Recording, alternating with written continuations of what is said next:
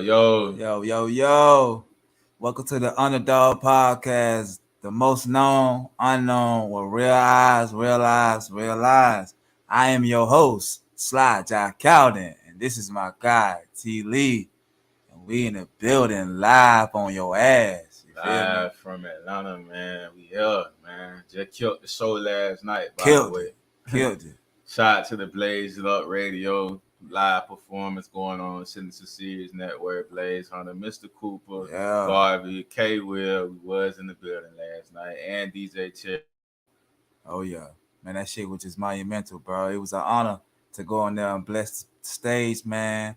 You know, it would be around those guys and girls, man. We were just really in there networking, really vibing. You know what I mean? We had a good time, man. And shit, we just finna bring this energy to the cast today, man, because we got a lot to talk about. So, Man, what we got going on today, man?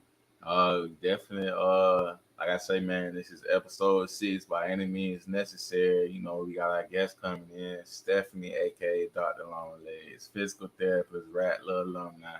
But before we even bring her on, we got to talk about this Roe versus Wade verdict. Got to talk about it, dog. You know, we got to open it up with that, man.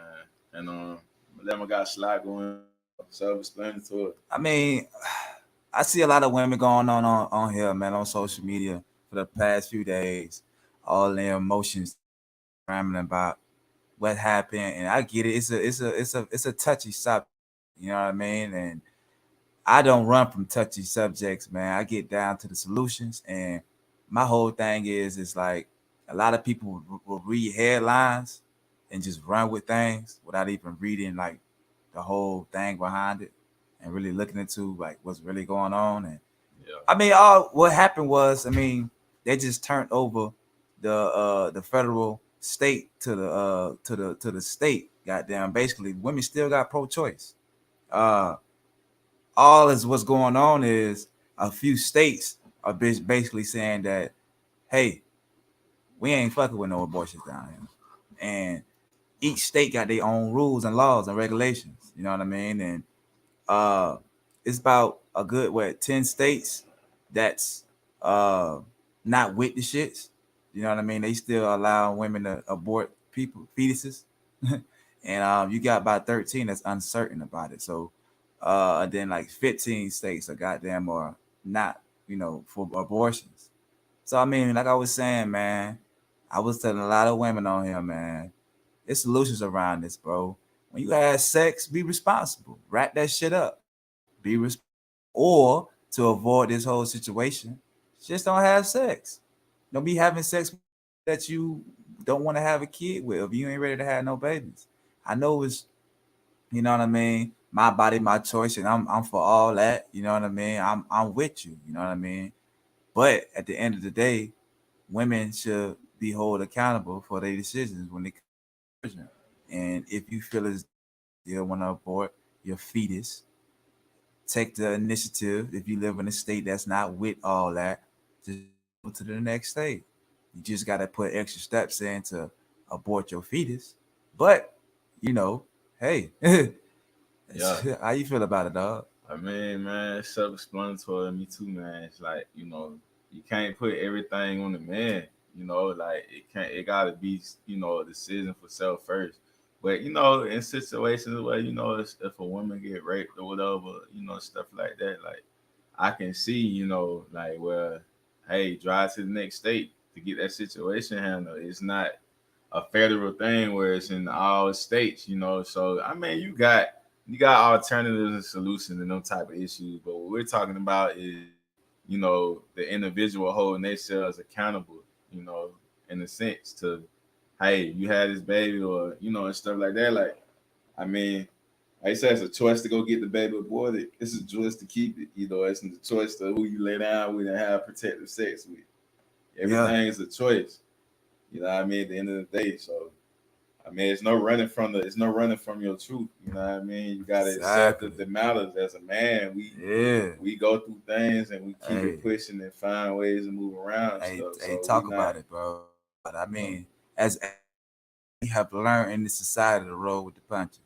So, say for instance, and sleeps with a woman and have unprotected sex, and the woman comes to the man and say, I'm pregnant. And the man is full of joy. Say, oh shit, you pregnant? You finna have a baby? Hell, yo, let's do this stuff. And the woman will be like, I ain't ready for no child. I don't want no baby. And Right. she can make the choice to go abort that fetus and just crush this man's dream.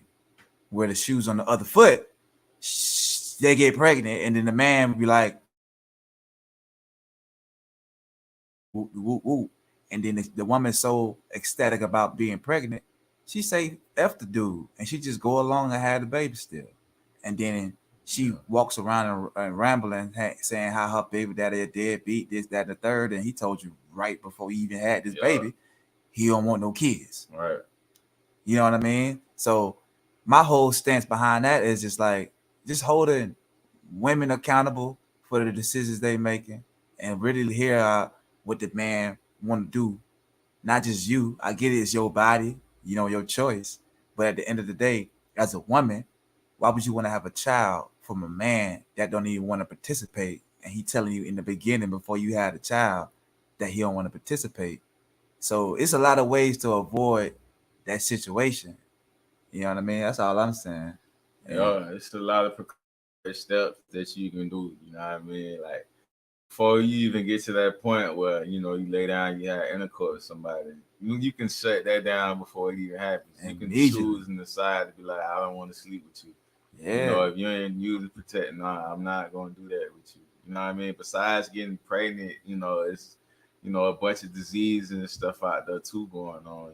That's going to attack your immune system. So I mean, they each his own, but you gotta have that accountability. You know what I mean? If I today go and sleep with somebody, I got a choice that I gotta remember. If something come up, I chose to go to sleep with it first. Yeah, man. Gotta take whatever comes with everything. Yeah, don't be out here having unprotected sex, man, if you don't want to, hold accountable for the consequences, whether they're good or bad. You know what I'm saying? Every decision we make out here, you gotta, deal with the consequences, whether you label them. That's what being an adult is. You know what I mean? So, shit. At the end of the day, man, us women and men need to stick together more. But I don't like the fact that, the government or the state feel like they could just come and just dictate how we move, period. Because at the end of the day, they taking this shit. This is like I was telling other women, like we got bigger issues to be worried about. And I'm not trying to belittle this situation because this is one of the big issues at hand right now. But it's like this is just one of the simple distractions they thrown out to the public because there's a lot of things coming down this pipeline in a few months coming up, man. You had Joe Sleepy Joe, the president, coming up on motherfucking TV last week saying that prepare for the second wave of the pandemic, and it's like that shit just went over everybody's head. They ain't talking about that because everybody's talking about this Roe versus Wade case. And it's like we got a lot of things to be worried about. Food shortage just keep coming up as you walk inside your grocery stores. A lot of food ain't being put on these aisles. You know what I mean? And we just really need to keep our eyes on certain situations like that, man. Gas prices is going up. It's gonna keep going up because at the end of the day, they really trying to get us out of these gas cars, guys. They don't want people to be driving these gas cars in the year 2025 and up type shit. They want everybody to transition to this electric car. Why? Because they can control you more in this electrical car. They can stop your car. They can shut it off. They can track you with the GPS. You know what I mean? Even more. All type of shit, bro. Even though they tracking us through these phones, they gonna track you even harder, even more with that GPS. And it's a good idea with these smart cars, self-sufficient driving cars. These robots, dog, it's getting crazy, man. And I mean, it's more of a thing too, man. When the government always get their hands in something, when the United States put their hands in something, it's always something that's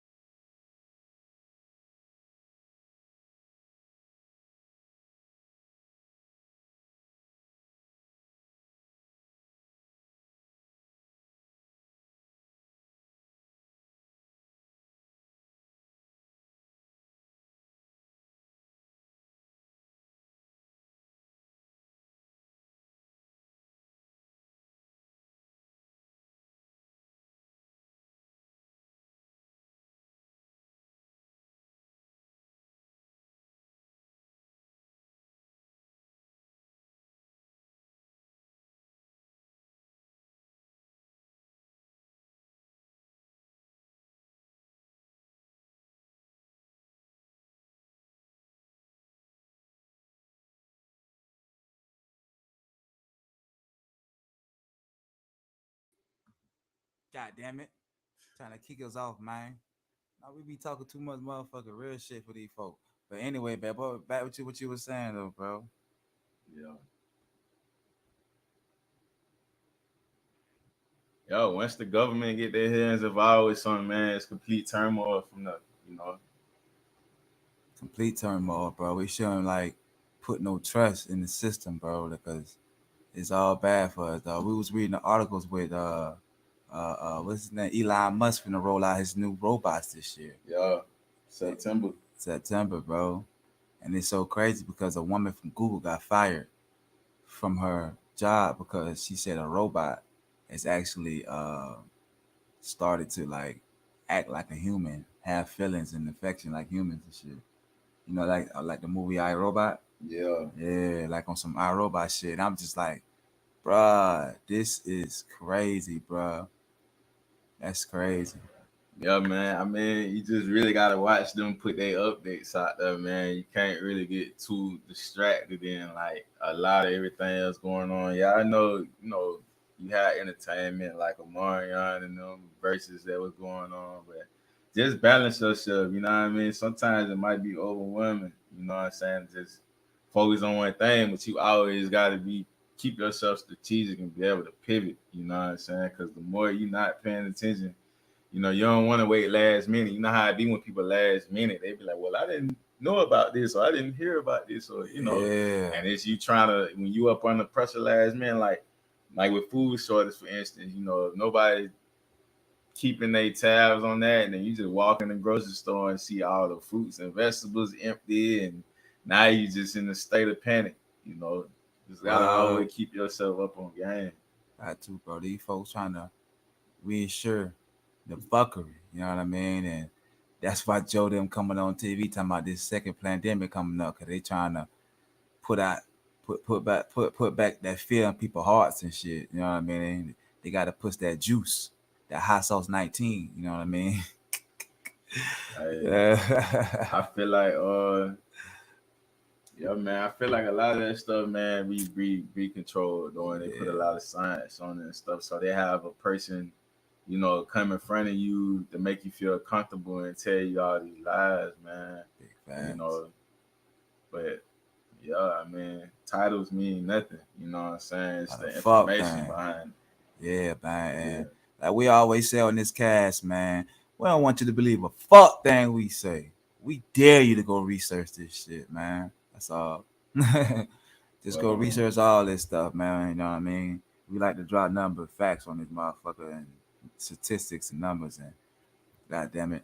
But go ahead, tell them folk, man, what we had going on yesterday. Last night, man, it was a whole lituation.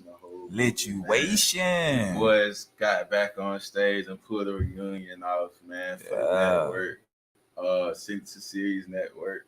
Yeah, I say shout out to Blaze Hunter, Mr. Cooper, Garvey, shout out to K Will, everybody there, play a part of the network, man. It was a Blaze It Up Radio Live showcase. Hey, shout out to Bitch Sticky too for the host yesterday too, man. She held it down too, man. Yeah, I mean, the DJ.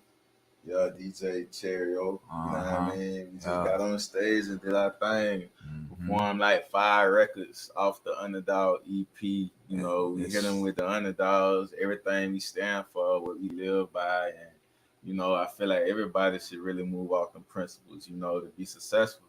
We hit them with Enlighten.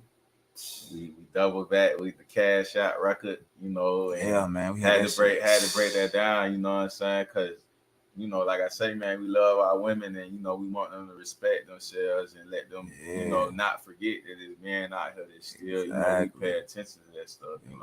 We're not glorifying all the losers and all that type of stuff. We like the natural beauty, natural everything. Be yourself, love yourself, know who you are. For real. You know what I mean? And then we came back and hit them with the organic, spent back right after that. With that, that was a bunch of energy going on with that.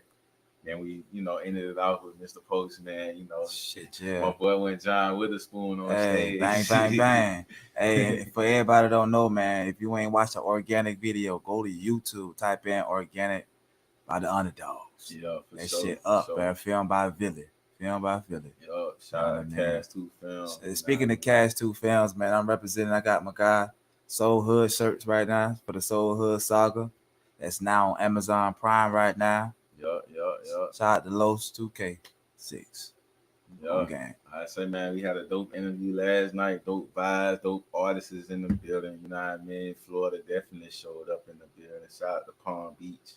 It was in there, man. Shout out to Hollywood, Florida. They was in the building too. You know what I mean? Yeah, man. Yeah. Definitely dope, man. We looking forward to everything else, and then we also picked up a new sponsor. Yeah, we ain't gonna want to put the name out there yet, man. We gonna update y'all and get a little bit more information, man. But it's definitely something that's gonna turn us up way more. Dang, bro. So yeah, man. Gonna be lit, bro. Speaking of sponsors, bro, go ahead, shout the sponsor out on there. So shout out to. God damn it. Shout out to BOAMEDCB on Instagram. Make sure you go check them out. Make sure you go follow. Make sure you click the link in the bio. It's the centralized banking system. 40 acres in the mule. Black-owned cryptocurrency. So make sure you head over to BOAMEDCB on Instagram. Oh, yeah. All day, every day. And make sure y'all, you know what I'm saying, go ahead, check out Signature Series Network right now, man. That's what we got them. We're streaming on the Indie Talk Show, Prime TV. Yeah. There will be a film and music festival coming up soon. More information on that will be put in the works later. All day, every day. And then also as well, make sure y'all go stream the Underdawgs EP right now out on all platforms. You know what I mean? Right now.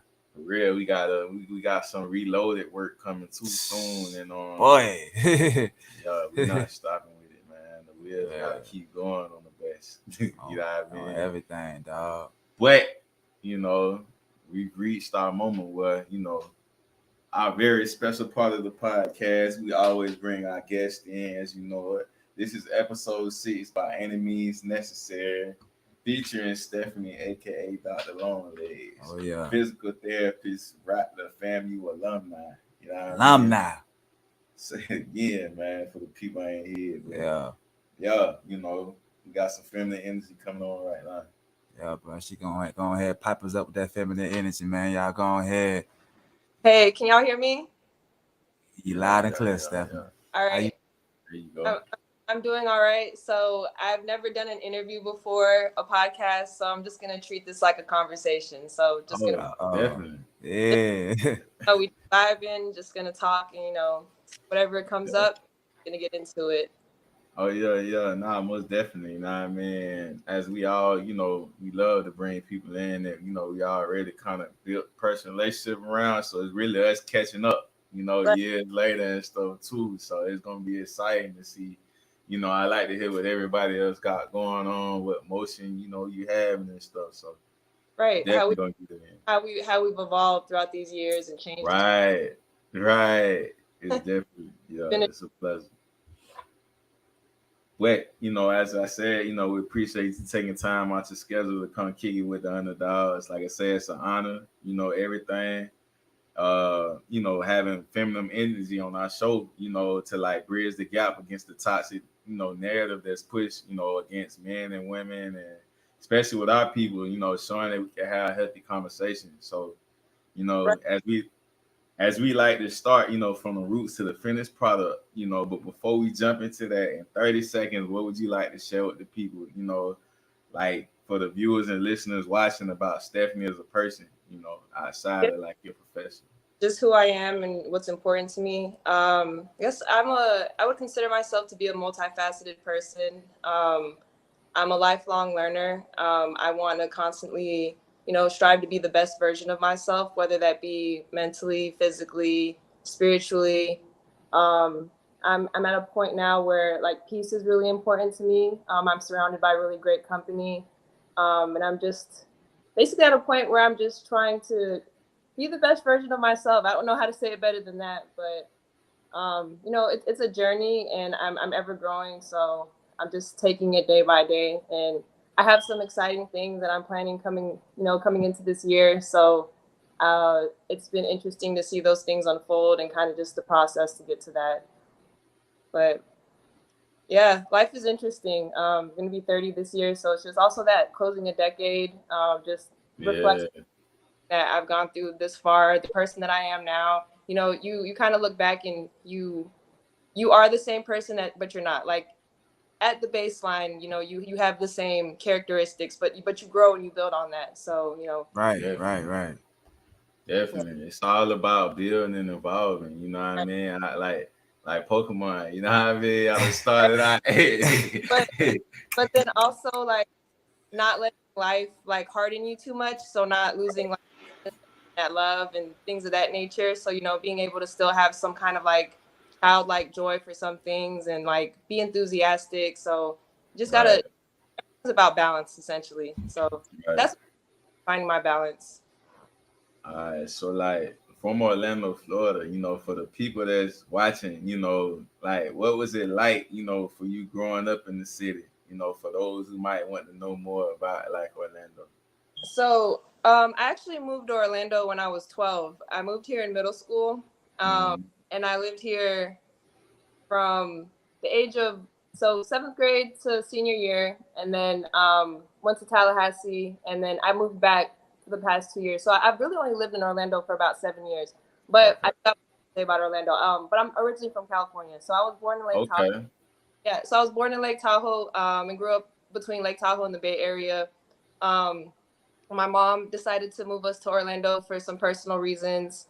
Mm-hmm. But a big thing for me was just not really knowing what to expect. Like, you know, you kind of think of Orlando as like Disney World, a theme park kind of place. But um, when I came out here, I was just really exposed to, you know, what it really is. It's a true city. There's areas that struggle. You know, there's a lot of diversity, Right.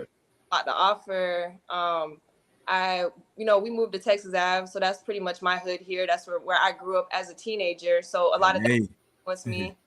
You Yeah. know, we spent a lot of time outside having fun, you know, just, you know, meeting people. It just be fun neighborhood stuff. You know, there was trouble also, but I managed to, you know, still have like that line between being able to be outside, but still, you know, being focused and being able to really just kind of be true to myself at the Right. but you know, Orlando has a lot to offer and it's a growing city. So I don't necessarily see myself staying here, but you know, it's definitely an option for a lot of, you know, young millennials, young professionals, you know, or anybody who just kind of just looking for a good place to even raise a family. Right. Most definitely. So Yeah. I've done research on you and I definitely was excited for this moment, you know what I'm saying? But I've noticed like that your father was a heavy influence in your life. Heavy. Like what are some of the things like, like as a father he instilled in you like when you were a child? Like what was that relationship like? So my dad is definitely the most important person in my life. Like I wouldn't be who I am today without him. Um, my dad just he always instilled unconditional love in me. My dad accepted me for who I was. I think a big part about our relationship is that my dad was very real. Like he, you know, he experienced life. He, you know, he was a Panther.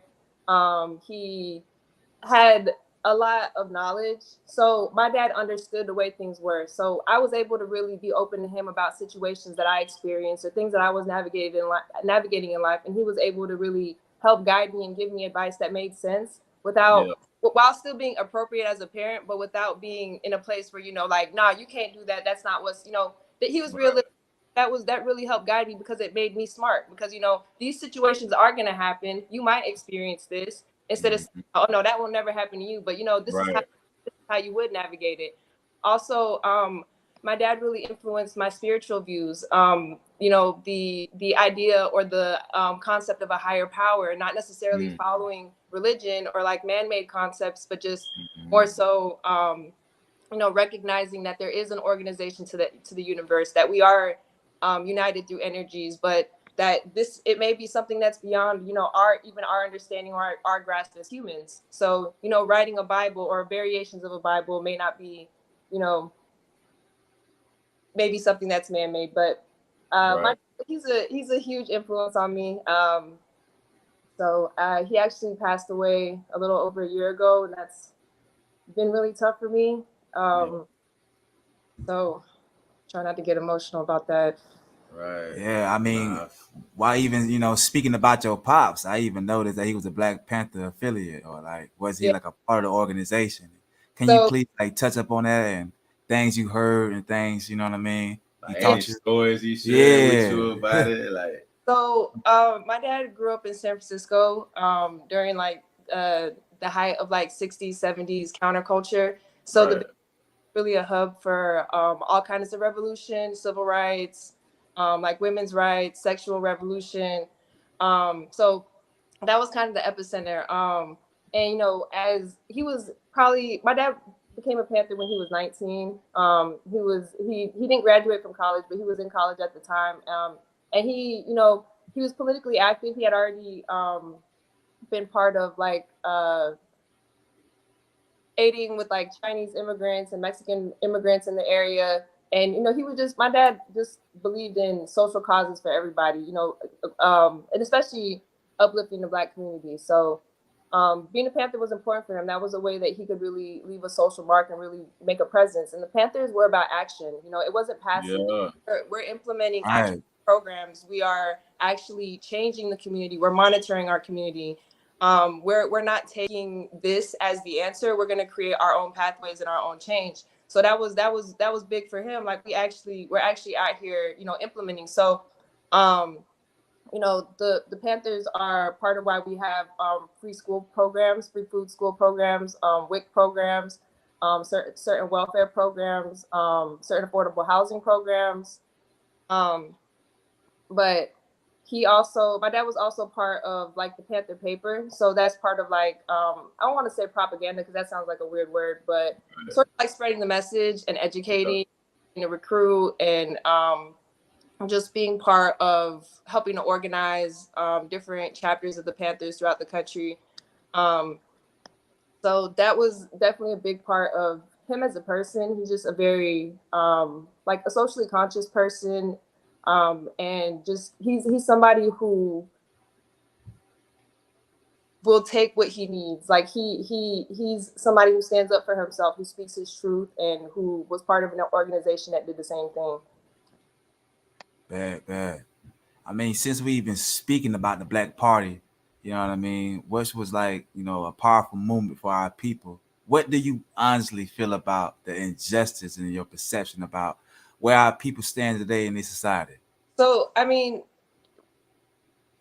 racism has been systemic since the beginning of slaves being brought to this country. From the beginning of Willie Lynch laws, Jim Crow laws, Mm-hmm. gerrymandering, segregation, um, redlining laws, the inability to get housing loans. Like everything has been put in place to set Black people apart. Like that set Black people back. That isn't debatable.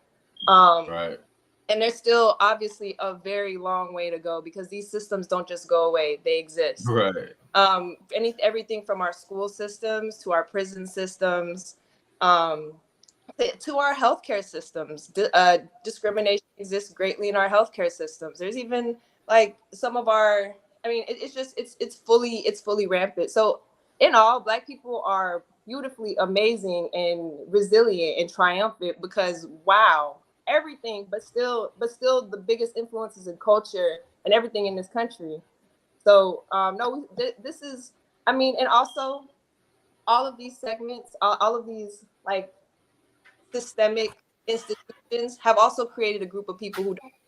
So the NIGGAZs do exist to an extent because of all of the everything that's been created. So there is a group of people who are now just so lost, but that was the goal. So that goal was achieved, but I think the majority of the population is on the right path, hopefully. But there's so many barriers. There's definitely a lot of barriers.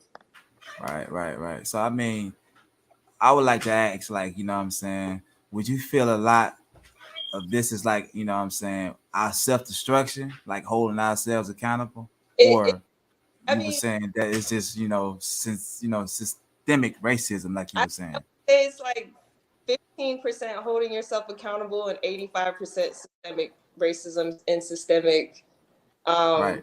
just overall systemic issues. Like if you got two cinder blocks tied to your feet and expected to run the same race as somebody who is on a scooter.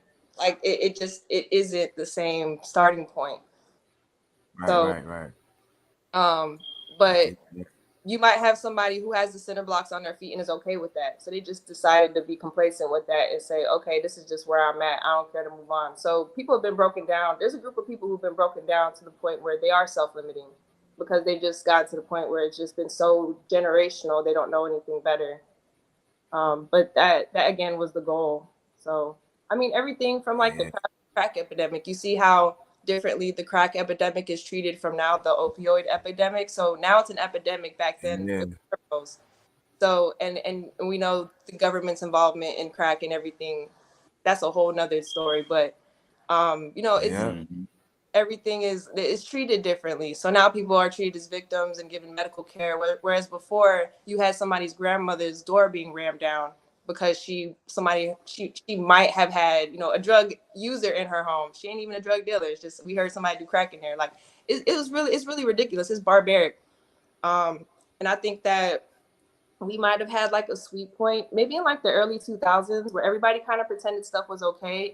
The political atmosphere I think was a little more chill as far as in the country, but over the past couple of years, Right.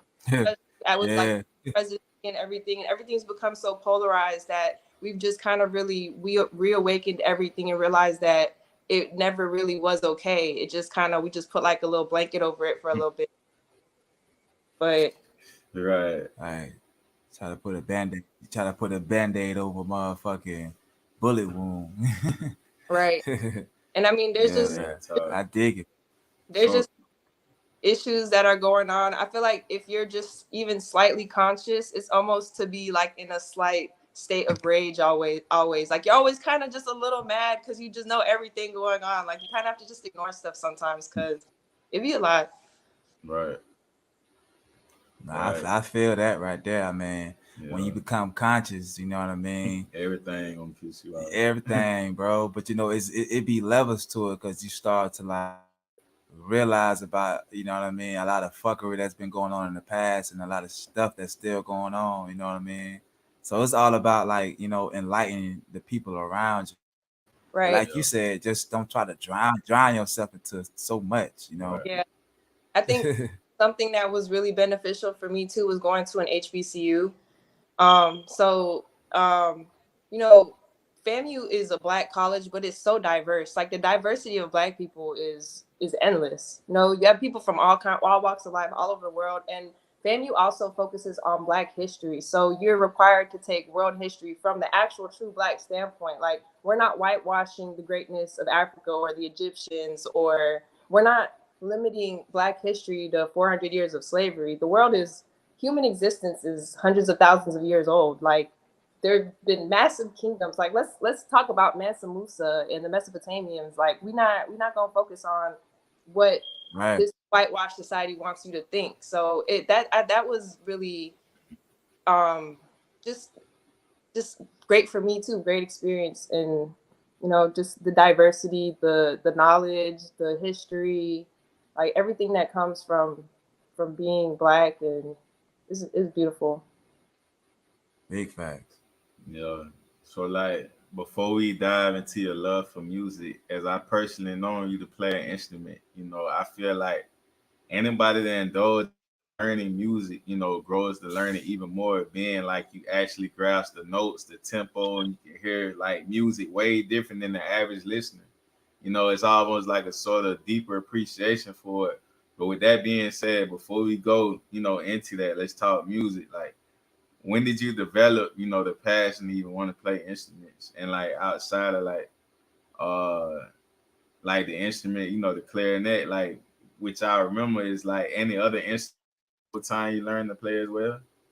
So my initial love for That's music deep. my initial love for music definitely stemmed from like my dad and my upbringing. My dad is both my parents actually. That's something that they bonded over. Was all the Right. music that my mom on and them just vibing together and stuff. But my dad had a huge CD collection, and we listened to everything from Destiny's Child to Rage Against the Machine, Tupac, everything, all genres, all that. Right. And that was just a big part of our household. I remember we actually, because that's what back when CDs were the thing. So we had like a whole wall, and it was like a whole shell case, and it was just like hundreds of CDs. So it's just always been part of me, part of my upbringing. I do not play the clarinet anymore. I was in band, but I mean, you were in band too, Terry. We were in band together. That's pretty much how we met. But you played the trumpet, right? Hello?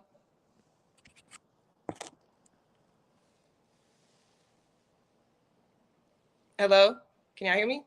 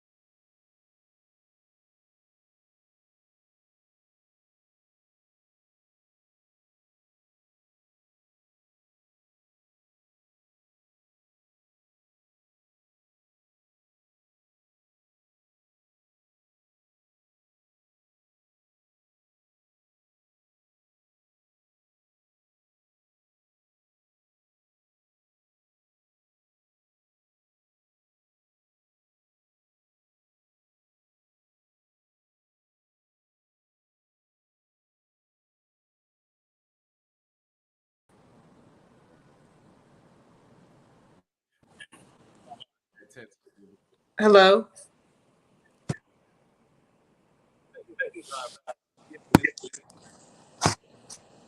Hello? Can y'all hear me? Yes. Okay. I don't know what just happened. So, man, you was explaining, you know, The beginning, talking about your passion and love for the music, the bondage, your parents had over music. Like, yeah, Right. let's go to it.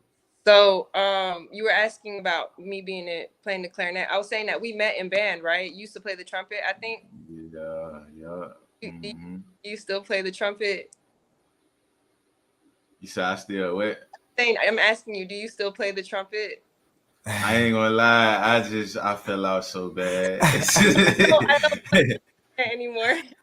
I think making music, I found more of a love for that, Yeah, like in a way, but I never really got away from music, in a right. sense. Yeah. Like, So I think my passion has been more listening to music and just exploring new artists and stuff. That's a big part of me. I'm a big music lover, but I don't play any instruments anymore. And I stopped playing the clarinet like when I was like 15, and I'd never picked it back okay. up. I don't, but But it was the transition. I feel like though yeah, you never really got away because it's like I say, learning the notes. Like, I hear music different than the average listener. I'm yeah, listening no, for other stuff. definitely right. I do. I can like kind of listen for like elements of like what like key it might be in, but I mean band was fun, especially being in band at Oak Ridge, because it was more of like a black band, and we played music that people wanted to hear, we could dance and vibe, so that was definitely an experience. But once I started running track, I couldn't do both at the same time, both really, so I had to choose. I kind of wish that I played a cooler instrument. Like I feel like if I played like drum or like the trombone, maybe I would have stayed. But it just me and my clarinet. No one really wants to hear a solo. Like even Lizzo plays the flute, but Mhm. it Type definitely shit. I'm trying to learn that guitar. yeah. All right. Um, Yeah. I yeah. So I think right now I'm just more of like a music fan. I haven't really created much music wise recently. Speaking of music, so Kendrick Lamar, like we likewise, we highly respect his movement and his way with words, the messages, along with J. Cole. Like, what are some of your favorite records from Kendrick that made you value his music and So, put him in your top, and while we speaking about, top two, like who is, in, Dr. Longleggs top three? I do respect Kendrick. We had this conversation because I made a controversial statement on Instagram. Tweeted. I said Kendrick was the best rapper of all time. So Kendrick is not my, but the reason I made that statement is because of like everything that he's achieved, like his longevity, the accolades, like professional wise, like Grammys, producing the soundtrack to Black Panthers, um, but then also his social influence, like Kendrick. And he wouldn't have been able to do this without rappers before him, like Tupac, Biggie, Jay-Z, Nas. Like all of that needed to happen. Kendrick is in a perfect storm right now. He's in a climate where things are accepted more, and where he has a voice where he's listened. But the actual shift of rap has been from it being like, I mean, and this is wrong, right? Fuck what the mainstream media thinks, because obviously Tupac was intellectual, obviously Nas was intellectual, but it's a shift from like a gangster, ignorant mentality to actually being something that's like, oh wow, this is art. This is actual conscious art. And Kendrick is the face of that. Like whether anybody likes it or not, he is.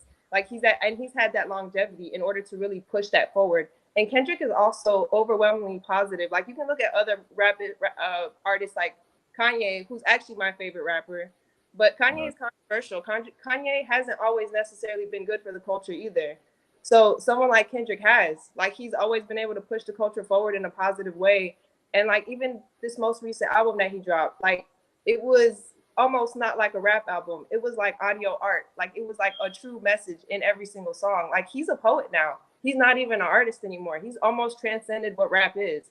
So like, yes, there's been so many greats and it's controversial because I had to think about it. Like me and my boyfriend had this discussion. We was like, damn, Kendrick is the best rapper ever. And we had came to all these points. Like it makes sense. Like, and it's not even that he's neither of our favorite rappers, but he is a great rapper. He's one of my favorite rappers, but it's just he's hit all of those marks. And it's because of the time that he's in right now. He's in a perfect place for it. And others had to come before him for him to achieve that. But that's just why I said that. But my favorite all-time group is Outkast. My favorite artist is Frank Ocean. Like Frank Ocean is my favorite all-time artist, and my favorite rapper is Kanye. But I listen to a lot of variety. Top Dog, for example, like Top Dog there's a couple of camps that are really great. So like Top Dog, Schoolboy Q. I'm actually more of a Absol Schoolboy fan than Kendrick. I'll put Kendrick like third in TDE, but J Rock, Doechii, they got a new female rapper who's fired. Doechii's from Tampa and she's amazing. Like I'm really excited about what she's about to do. Sir is one of my favorite singers. He's a TDE artist too. Frank Ocean's whole Odd Future crew, like Tyler the Creator, The Internet, Earl Sweatshirt, like those are all artists I appreciate. Even J. Cole's like Dreamville, like with Ari Lennox and Jid and Earth Gang. Like I saw Earth Gang live and it was an amazing concert. Like it was one of the best concerts. Yeah, shit was lit. Like it's just like when you have artists like that aren't as famous, like everybody there is an actual fan. So it's like the energy in the crowd is just everything. Like everybody just vibing, everybody knows the words. Like, so those are really experiences that I like. I went to a Currency concert recently. Currency concert was so dope. Like, they went to a Freddie Gibbs concert, Isaiah Rashad concert. Like, I really do enjoy art, just who I am, and yeah. I mean, speaking of art, you know what I mean? What does art means to you in your own words, I mean, art is multifaceted. Like there's so many different versions of how you can express yourself. And I think like art, being artistic is part of being intellectual too. Like it's a intellectual ability. It's a gift. And it's part of being smart in a sense. But art is just a way of expression. It's just a way of whatever beauty is to you or whatever makes you feel good, whatever may make you whole. Like, I mean, you might see a beautiful plate of food and think that's art. I don't know. It could be the art of cooking, the art of actually making a painting, the art of making music. And yes, I do a little bit of painting. So basically art means like expression. You know what I mean? Person expressing themselves in different type of manners. I dig it. I dig it. Yeah. Also, I've noticed like you're a fan of anime. Like, which one in particular is the one you enjoy the most? And from the quality of your paintings, I would definitely consider those like high value, like museum material. Like, how long, have you been doing these paintings, and would you consider selling some of your personal pieces? So that's funny that you ask about anime. I don't really watch anime like that. I Oh, actually did start. Well, me and my boyfriend watched Yu Yu Hakusho, and that's about basically a boy who kind of was a trouble. He was kind of a troublemaker, and he passes unexpectedly, but he sacrifices himself while he's passing, like he tries to save someone else. So he kind of gets another chance to redeem himself and becomes kind of like a warrior between like the human world and like the spiritual world. But I know that I need to get on more animes. There's a lot of value in them and a lot of like concepts that can kind of relate to like real life and like a lot of like deep spiritual concepts and like just things of that nature. But I mean, as a kid, I did really enjoy. I did watch Dragon Ball Z and Sailor Moon. So That I was guess that was the best one. That was the best yeah. anime in the world. So it's definitely my kid, and that's actually what the painting you're talking about is probably. Let me see. yeah, is that saying like a Pokemon? And I think I did see it. That's why I was like, she Yeah. gotta know Oh, somebody. I definitely was into Pokemon, but I don't know if Pokemon is considered an anime. But this painting Well, right yeah, here, can you see Oh, it? that's bad. Yeah, that's yeah, super dope. Okay, And then you yeah. plant so them. Oh this yeah. this is actually inspired by a Frank Ocean song. So he has a song that's called Pink Matter. And in the song he talks about Majin Buu. So when I hear that song, this is what I think about. Like he talks about Majin Buu and compares pink pussy to Majin Buu. So I just kind of Oh, created, and then Andre 3000 is featured in the song. So I kind of just created it as like, them as like Dragon Ball Z characters, but within like that Frank Ocean like world or whatever. So that's that dope. That's that dope. was kind of my concept behind that. And I have like I have some stuff coming up with art. Like I've always liked drawing. I've always been really into just making things since I was a kid, but I didn't really Right. start like painting and really making my own art until like the sip and paint stuff, like painting with a twist and Yeah. all that. So like Right. Right.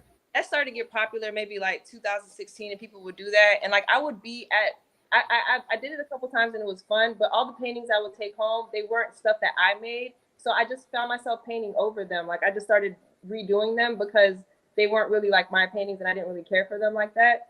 So when I started like remaking them, I just got more interested in just making my own art in general. So like right now I probably have like maybe close to like 10 pieces. And I actually would like to start selling stuff. I just need to like build on more of a collection. And that's part of what my Right. goal in life is, to get to a point where I can be like financially comfortable enough to just be able to express myself creatively and just do things that I like. Like I would love to just be able to paint all day, just frolic and be outdoors and Right. so stay tuned. I have some more information because I have some stuff planned on the art front. So I'm working on Most that. definitely. I mean, sure. Let's not even forget we do have a FAMU alumni in the building. Yeah. Today, so far, we have had like two HBCUs on the cast. You know what I mean? So some say that college is where you find themselves along the way. You know what I'm saying? Like networking with people.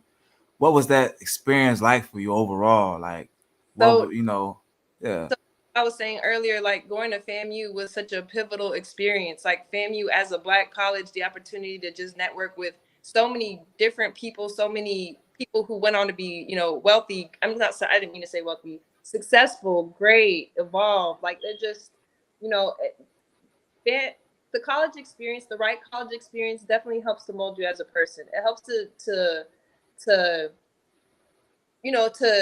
form your viewpoints on life and to help to guide you. It gives you structure in a sense, and like it just also helps you to find yourself, and it helps you to be creative and to explore kind of in an environment that's maybe a little bit safer, so you kind of have like-minded people around you, so you're able to just be able to really flourish. So I think that college is tricky because, you know, it can be, it's beneficial, but the way that our economy is set up now and the way that kind of just student loans are and the way that our job market is, it isn't always like financially beneficial to go to college.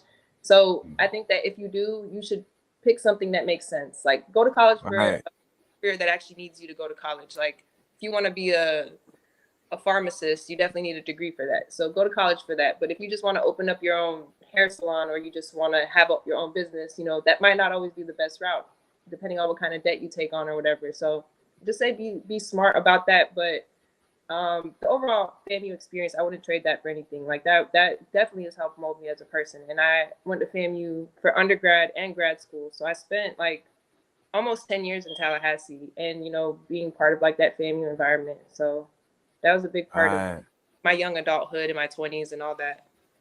That's cool. So, I mean, Dr. Mayfield, you know what I'm saying, was being a part of the health and wellness always a part of your agenda? So, yeah, actually, I always knew I wanted to be in the healthcare field. Like, I was like a weird kid. Like, I actually liked going to the doctor's office. And, like, it was, like, interesting to me. And, like, I, you know, wanted to know, like, what are you looking at? Or, like, why are you doing this? Or, like, what does this thing do? So, like, that, and but I guess I didn't always know like what realm of healthcare I wanted to be in.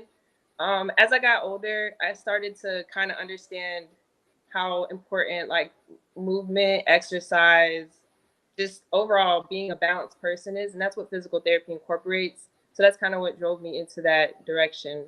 So I have kind of always had an interest in the healthcare field. I always knew that I would be in this field, but yeah, I think with physical therapy just encompasses more of a holistic approach to healing, which is important because a lot of what our healthcare industry focuses on now is, you know, just covering up the issue with like, you know, drugs and treatments that don't really resolve anything. You know, at times the overall source of the issue can actually be a better diet, but you just don't address it. You just put pills on top of it. So big facts. Yeah. I like that physical therapy they try not to be that part of the healthcare industry, but that also means that physical therapists face a lot of boundaries because insurance companies, Medicare, government, and sources like that don't like people to always get better. So people who can get you better aren't always the ones that they want to send you to. So there can be barriers and stuff like that. And those are things that I discovered once I've come into this industry. So a lot of physical therapists do a lot of like cash-based sort of treatments like by the hour. So that really allows them to really maximize like their benefits to their clients and stuff. But the problem with that is that, you know, you can't really serve people who don't have money or who are underserved, which are the ones who are the most vulnerable in the first place because they can't afford to pay out of pocket. So a lot of people get stuck into a system of like government services and insurance that doesn't really offer much. So it's sad to see a lot of people fall through the cracks, and yeah, it's been eye-opening for sure. I've been a PT for 2 years now. So, and I work in like skilled nursing home settings. So I work with a lot of disabled seniors. So they're the most vulnerable of people. And I see a lot of the neglect that goes on with them and stuff. It'd be hard, but I think that it's rewarding for me at the same time because I see how much of a difference I make for some people, for those patients that I do work with, and all the therapists that I work with. Like, therapists are really caring people. Like, it's hard to go into this industry and not care about people. Like, I don't think I've met a therapist yet that didn't have great intentions. Like, everybody really want to do right for their patients and really wants to see, you know, people get better and try to be a positive influence as much as possible. So, you know, as a society, we just keep getting sicker. So it's important to be knowledgeable and combat that and make the choices to be healthy. Thanks. Like, how do you feel when you finish what you started? Like, with anything the individual does, a lot of us at some point had a moment where we started something and be on to another task, you know, up until we create routines for ourselves or have a reason to keep us on track and motivate us, you know, to accomplish what we started. You know, like, basically when, you know, you start something and you don't finish it, you start something else, and, you know, like, you try to go back to what you started. Like, what, you know, how did it feel when you finished, you know, finally got it done? So For me, that's a big thing, right? Because I was in school for so long, it kind of just felt like I was like a forever student, like a career student. Like, when is this going to end, and when do I actually kind of get into the field? So I think it's a really rewarding feeling to know that you accomplished it. The biggest thing though is passing your board exam, because you can graduate from school, but if you're not licensed, you can't practice. So after I graduated, I still had to study for a couple of months and really pass that ultimate hurdle. And then once that was done, it was like relief. But then you get into the workforce, and you kind of realize the reality of that too. There's still more barriers to face, but it's definitely a sense of accomplishment. Like, it's a confidence boost. It makes you feel good about yourself. Because when you, like you said, when you sometimes start something and then you stop and you don't pick up new tasks, like it can become overwhelming, and it just kind of adds chaos to yourself and your existence. So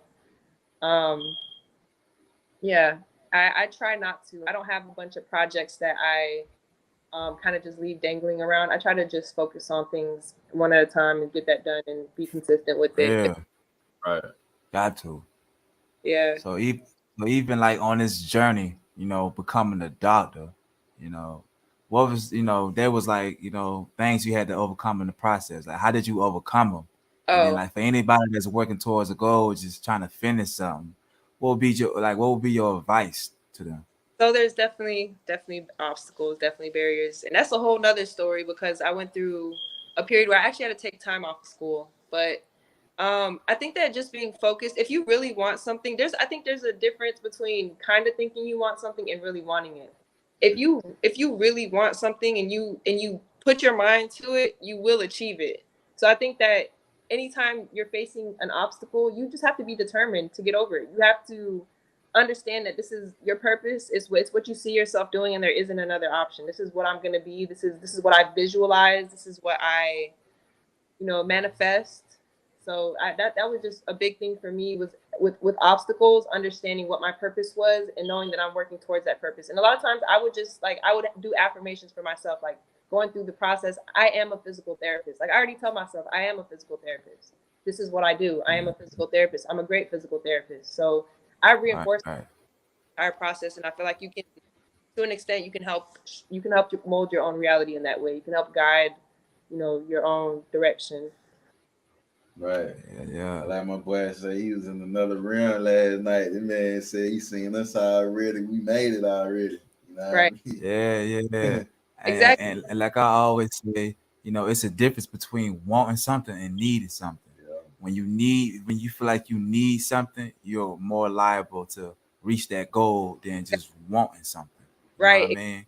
The It's need. just like a person. Yeah, it's like a person want to go work out. You know what I mean? They want to get in shape, but then you might, have a little routine, and then you might fuck around and fuck off, or quit your cheat your diet, and then but if you need to work out, you'll stick to the Yeah. script. You'll stick to your diet. You'll stick to Exactly. working out every day. So Right. yeah, Yeah. And Yeah, like yeah, my that's bad. absolute facts. Um, Like Go ahead.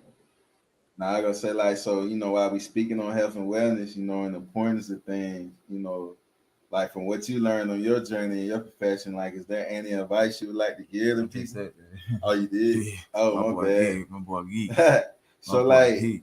all right, so we had to say the best for last, but for one,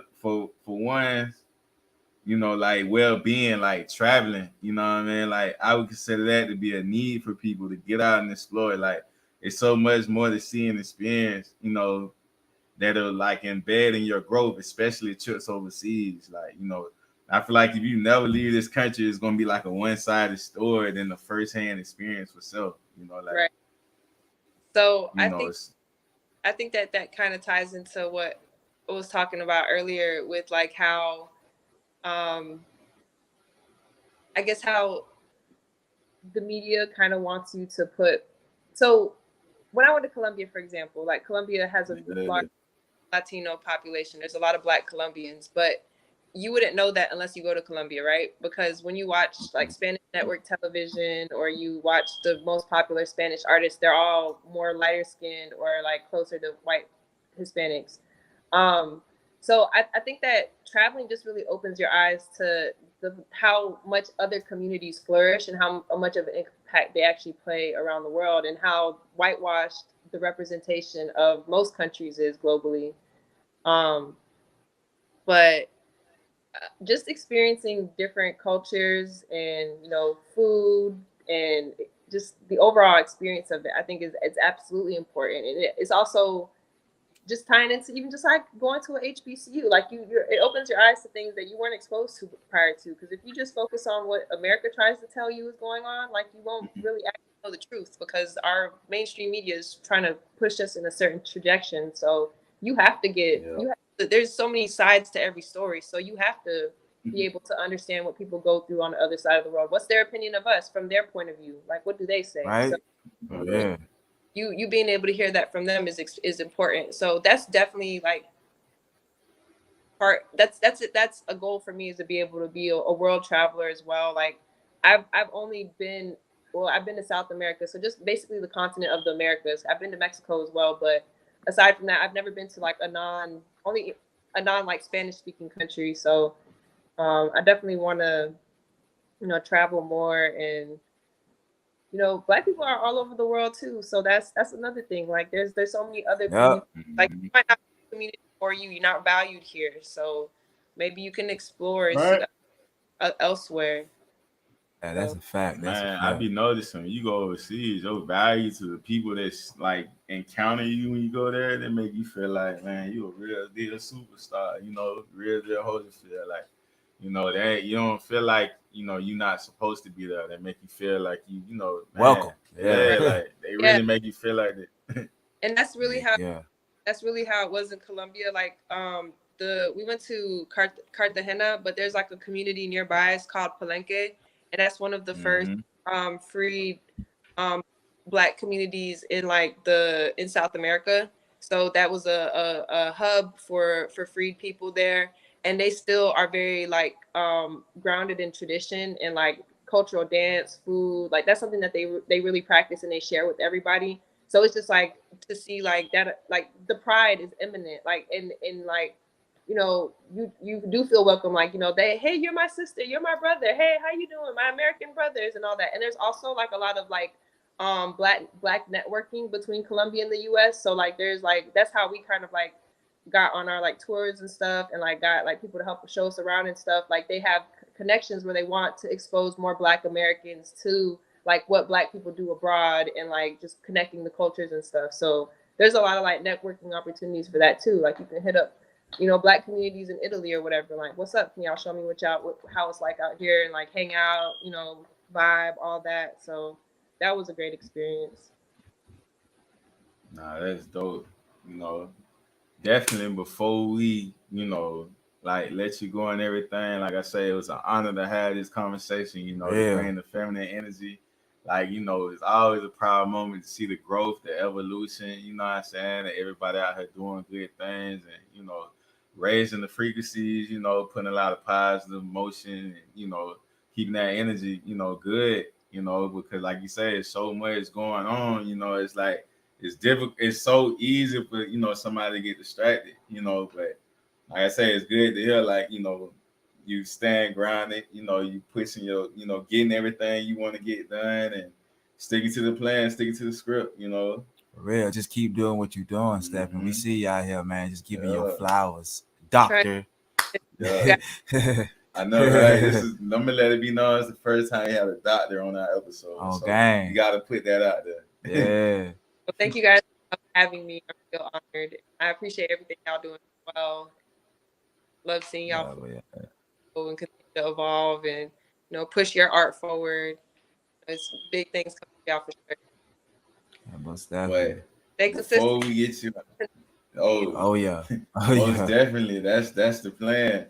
You know, but before we get you out of here, most definitely we gotta ask you our question. You know, it's like it's a well-known statement we ask everybody towards the end. You know, so what does an underdog means to you, or when you hear the word underdog? I think an underdog is someone who's underestimated. Like there's some great potential who maybe isn't valued for the potential that they offer. So maybe there's someone who surprises everybody. Like they come out and they just like blow up. Like, wow, that was amazing. So the underdog is the least expected, most powerful link. Definitely. Most definitely. So I mean, before we even get out of here too, man, let them folks know where they can find you at, you know what I mean, on your social sites and stuff. I just Instagram Dr.long_legs. I think legs with 2 G's.